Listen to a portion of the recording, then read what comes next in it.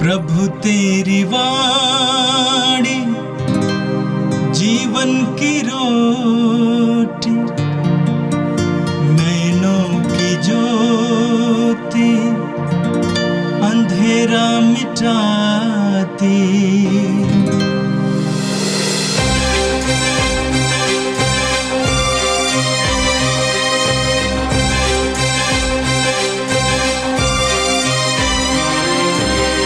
प्रभु तेरी वाणी जीवन की रोटी, नैनों की ज्योति अंधेरा मिटाती। प्रभु तेरी वाणी जीवन की रोटी, नैनों की ज्योति अंधेरा मिटाती। वाणी वाणी वाणी वाणी वाणी पवित्र है, शाश्वत है, जीवन का मन्ना है। 13 सितंबर शुक्रवार। पहला पाठ कुरिन्थियों के नाम संत पौलुस के पहले पत्र, अध्याय 9, वचन संख्याएँ 16 से 19, 22 से 27 तक। मैं इस पर गौरव नहीं करता कि मैं सुसमाचार का प्रचार करता हूँ। मुझे तो ऐसा करने का आदेश दिया गया है। धिक्कार मुझे यदि मैं सुसमाचार का प्रचार ना करूं। यदि मैं अपने इच्छा से या करता तो मुझे पुरस्कार का अधिकार होता, किंतु मैं अपनी इच्छा से या नहीं करता। जो कार्य मुझे सौंपा गया है मैं उसे पूरा करता हूँ। तो पुरस्कार पर मेरा क्या दावा है? वह यह है कि मैं बिना कुछ लिए सुसमाचार का प्रचार करता हूँ और सुसमाचार संबंधी अपने अधिकारियों का पूरा उपयोग नहीं करता। सब लोगों से स्वतंत्र होने पर भी मैं अपने को सबों का दास बना लिया है, जिससे मैं अधिक से अधिक लोगों का उद्धार कर सकूं। मैं दुर्बलों के लिए दुर्बल सा बना, जिससे मैं उनका उद्धार कर सकूं। मैं सबों के लिए सब कुछ बन गया हूँ, जिससे किसी न किसी तरह से कुछ लोगों का उद्धार कर सकूं। मैं यह सब सुसमाचार के कारण कर रहा हूँ, जिससे मैं भी उनके कृपादानों का भागी बन जाऊं। क्या आप लोग यह नहीं जानते कि अखाड़े में तो सभी प्रतियोगी दौड़ते हैं, किंतु एक को ही पुरस्कार मिलता है? आप इस प्रकार दौड़े कि पुरस्कार प्राप्त करें। सब प्रतियोगी हर बात में स्वयं रखते हैं। वे नश्वर मुकुट प्राप्त करने के लिए ऐसा करते हैं, जबकि हम अनश्वर मुकुट के लिए। इसलिए मैं एक निश्चित लक्ष्य सामने रख कर दौड़ता हूँ। मैं ऐसा मुक्केबाज हूँ जो हवा में मुक्का नहीं मारता। मैं अपने शरीर को कष्ट देता हूँ और उसे वश में रखता हूँ। कहीं ऐसा ना हो कि दूसरों को प्रवचन देने के बाद मैं स्वयं ठुकराया जाऊं। यह प्रभु की वाणी है। संत लूकस के अनुसार पवित्र सुसमाचार अध्याय 6 वाक्य 39 से 42 तक। ईसा ने उन्हें एक दृष्टांत सुनाया। क्या अंधा अंधे को राह दिखा सकता है? क्या दोनों ही गड्ढे में नहीं गिर पड़ेंगे? शिष्य गुरु से बड़ा नहीं होता। पूरी शिक्षा प्राप्त करने के बाद वो अपने गुरु जैसा बन सकता है। जब तुम्हें अपनी ही आंख की धरन का पता नहीं तो तुम अपने भाई की आंख का तिनका क्यों देखते हो? जब तुम अपनी ही आंख की धरन नहीं देखते तो अपने भाई से कैसे कह सकते हो, भाई मैं तुम्हारी आंख का तिनका निकाल दूं? ढोंगी, पहले अपनी ही आंख की धरन निकालो, तभी तुम अपने भाई की आंख का तिनका निकालने के लिए अच्छी तरह देख सकोगे। यह प्रभु का दिव्य सुसमाचार है। ख्रिस्त प्रभु की जय। मेरे प्रिय भाई और बहनों, आज का पहला पाठ कोरिन्थियों के नाम संत पौलुस के पहले पत्र के अध्याय 9 से लिया गया था। संत पौलुस कलीसिया का सबसे बड़ा सुसमाचार का सेवक है। आज के पाठ में संत पौलुस के उस सेवकाई के लिए जो उनके अंदर उत्साह था, जो आग थी, इसके बारे में हमें पढ़ने को मिला। दमिश्क के मार्ग पर पौलुस ने यीशु को देखा।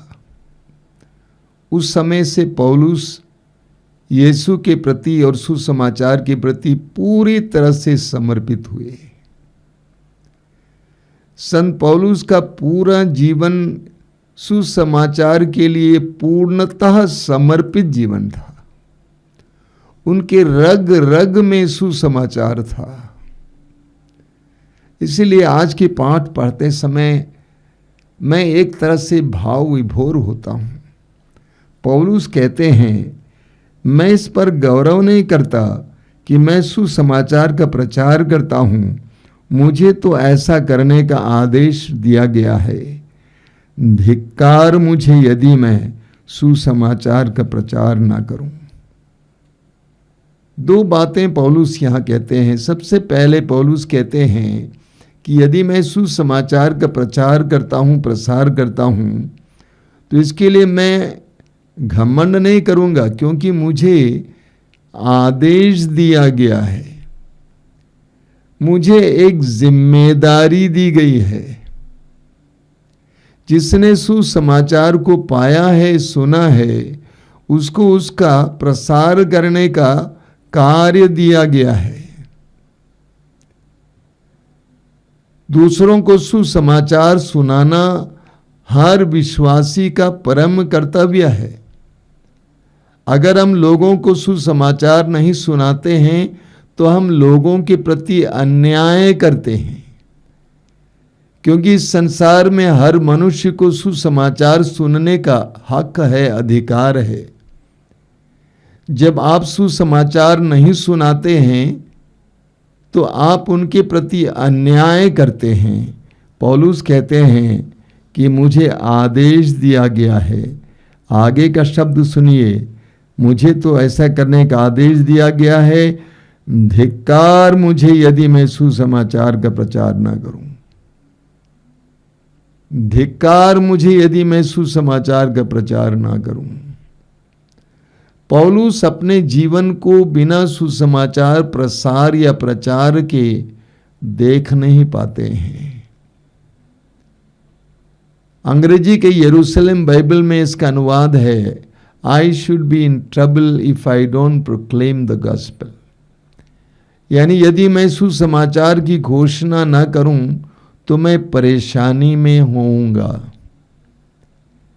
कई विश्वासी और मसीही लोग, यहाँ तक कि पुरोहित और धर्म बहन भी और संस्थाएं भी इसलिए परेशानी में हैं क्योंकि उन्होंने अपना प्रथम कर्तव्य छोड़ दिया है। सुसमाचार प्राप्त व्यक्ति का कर्तव्य है सुसमाचार की घोषणा करना। अलग अलग रूप से घोषणा हो सकती है, अपने जीवन से हो सकती है, प्रार्थना के द्वारा हो सकती है, साहित्य के द्वारा हो सकती है, या इस तरह हो सकती है, या प्रार्थना दलों में हो सकती है। लेकिन ये जिम्मेदारी हमें दी गई है। अगर हम इसको नहीं निभाते हैं तो हमारे जीवन में ज़रूर गड़बड़ियाँ ज़रूर होंगी। आगे पौलुस क्या कहते हैं? पौलुस हमें बताते हैं, मैं दुर्बलों के लिए दुर्बल जैसा बना गया, जिससे मैं उनका उद्धार कर सकूं। मैं दुर्बलों के लिए दुर्बल जैसा बन गया, जिससे मैं उनका उद्धार कर सकूं। मैं सबके लिए सब कुछ बन गया हूं, जिससे किसी न किसी तरह कुछ लोगों का उद्धार कर सकूं। पौलुस के दिल में लोगों की आत्मा के लिए एक तरस थी, एक प्यास थी।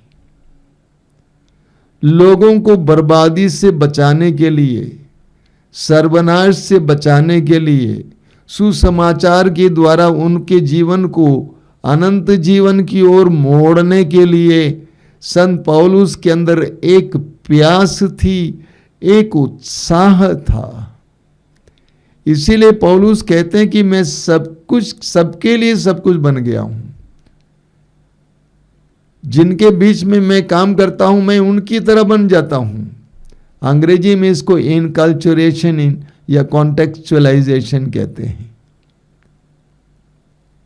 लोगों के बीच में काम करते समय पौलुस कहते हैं, जब मैं यहूदियों के बीच काम करता हूं, यहूदी की तरह बर्ताव करता हूं। जब मैं गुलामों के बीच में काम करता हूं, मैं गुलाम की तरह बन जाता हूं।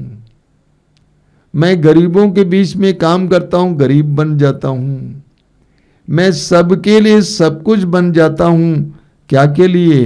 लोगों का उद्धार करने के लिए। मेरे प्रिय भाई और बहनों, हमारे अंदर ये प्यास होनी चाहिए, किसी न किसी तरह से लोगों का उद्धार हो, किसी का भी सर्वनाश ना हो। आगे पौलुस कहते हैं, मैं ये सब सुसमाचार के कारण कर रहा हूं, जिससे मैं भी उसके कृपादानों का भागी बन जाऊं। पौलुस कहते हैं कि पौलुस ये सब सुसमाचार के लिए करते हैं। कई लोग आश्रम में आते हैं और मुझसे पूछते हैं कि आपको आश्रम अच्छा लगता है? मैं कहता हूं बिल्कुल नहीं। आपको शाकाहारी भोजन अच्छा लगता है? मैंने कहा कोई जरूरी नहीं है। आप ऐसे जीते हैं क्योंकि आपको अच्छा लगता है? बिल्कुल नहीं है।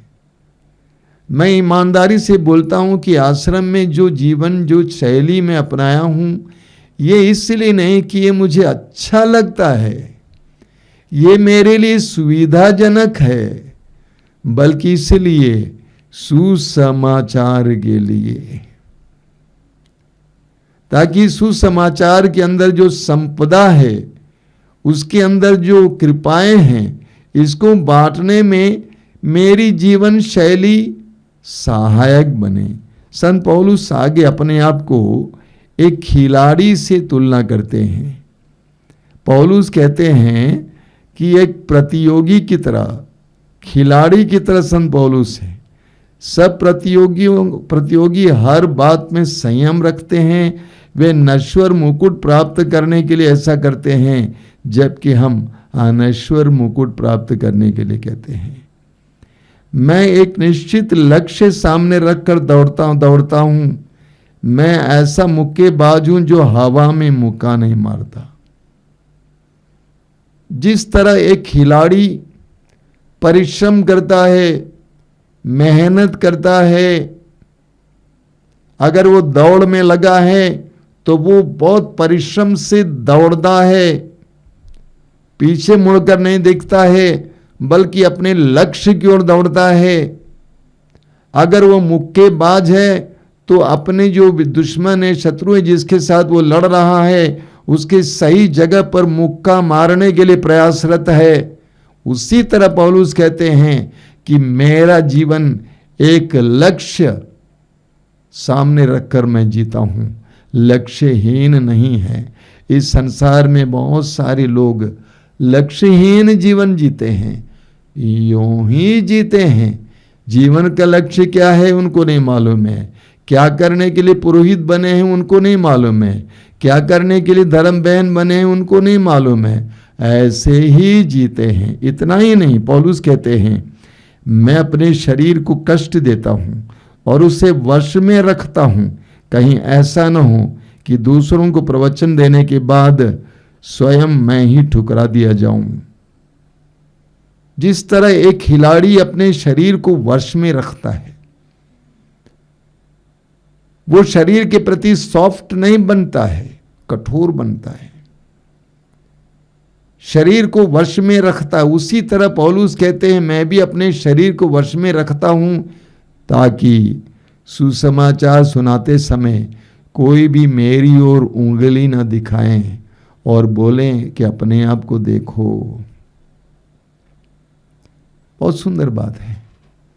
पौलुस सुसमाचार के प्रति समर्पित है। सुसमाचार की घोषणा ही पौलुस के जीवन का एकमात्र लक्ष्य और कारण है, और उसके लिए पौलुस कुछ भी करने के लिए तैयार हो जाता है, अपने को पीड़ा देने के लिए तैयार होता है, और अपने उस नियमबद्धता को बनाए रखने के लिए, अपने उस सुसमाचार के प्रति समर्पण को बनाए रखने के लिए वो अपने शरीर को एक मुक्केबाज की तरह वश में रखते हैं। संत पौलुस से हमें बहुत कुछ सीखना है। सबसे पहले एक लक्ष्यपूर्ण जीवन जीना सीखना है। दूसरा, उस लक्ष्य की प्राप्ति के लिए कुछ भी त्याग करने के लिए तैयार होना सीखना है।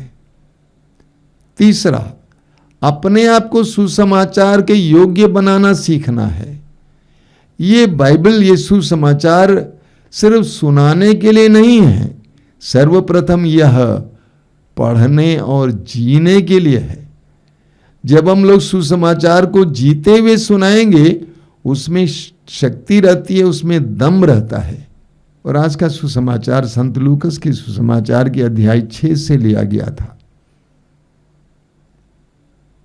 प्रभु यीशु के ज़माने में बहुत सारे धर्म गुरु थे यहूदी धर्म में, उनको रब्बाए कहते थे।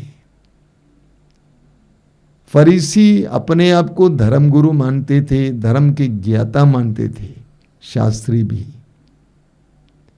और यही कारण है कि अक्सर वे यीशु से लड़ बैठते थे, यीशु में कोई ना कोई कमी ढूंढते थे, यीशु का विनाश करने का उपाय ढूंढते थे।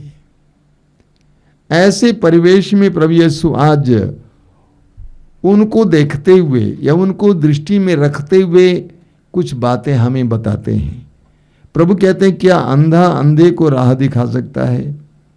क्या दोनों ही गड्ढे में नहीं गिर पड़ेंगे? प्रभु कहते हैं कि ये अपने आप को गुरु कहते हैं, ये अपने आप को नेता कहते हैं, ये कैसे लोगों को आगे ले चल सकते हैं, सहारा दे सकते हैं, नेतृत्व दे सकते हैं, जब तक कि इनकी दृष्टि अंधकार में है। Only a leader with a vision can lead people. एक व्यक्ति जिसके अंदर एक विजन है, जिसको दिखाई देता है, जिसको लक्ष्य दिखाई देता, वही नेतृत्व कर सकता है। लेकिन प्रभु यीशु कहते हैं कि ये लोग सभी अंधे हैं, आंख रखते हुए भी वे अंधे हैं। आगे प्रभु कहते हैं, जब तुम्हें अपनी ही आंख की धरन का पता नहीं, तो तुम अपने भाई की आंख का तिनका क्यों देखते हो? तुम्हारी आंखों में धरन है, बहुत मोटा मोटा धरन। जब तुम्हारी आंख में मोटे मोटे धरन है, तो तुम दूसरों के आंख के अंदर जो तिनका है उसको क्यों देखते हो?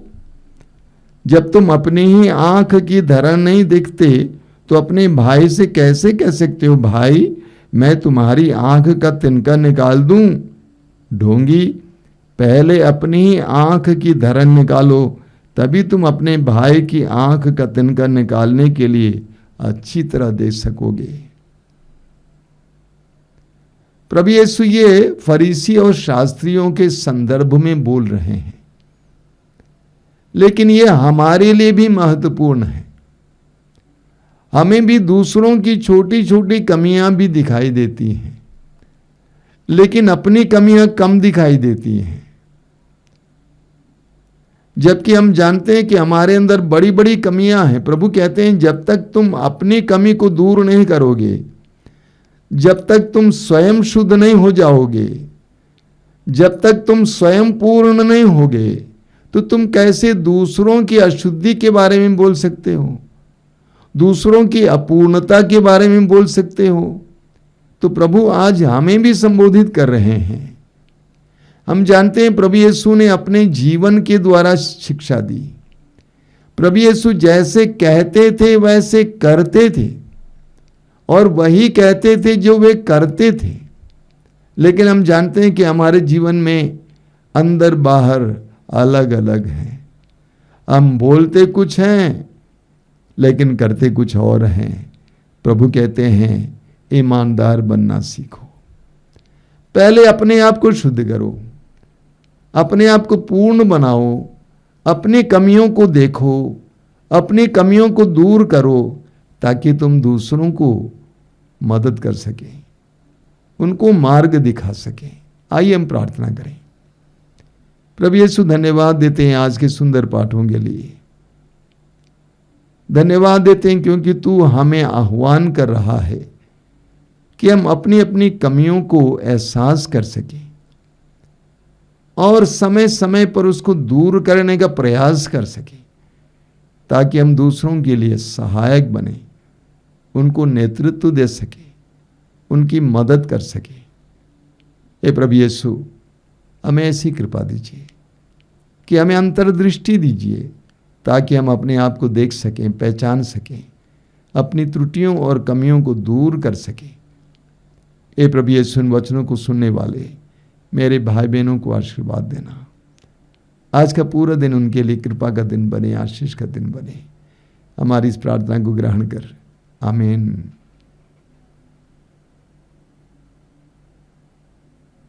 प्रभु तेरी वाणी जीवन की रोटी, नैनों की ज्योति अंधेरा मिटाती। वाणी वाणी वाणी वाणी वाणी पवित्र है, शाश्वत है जीवन का मन।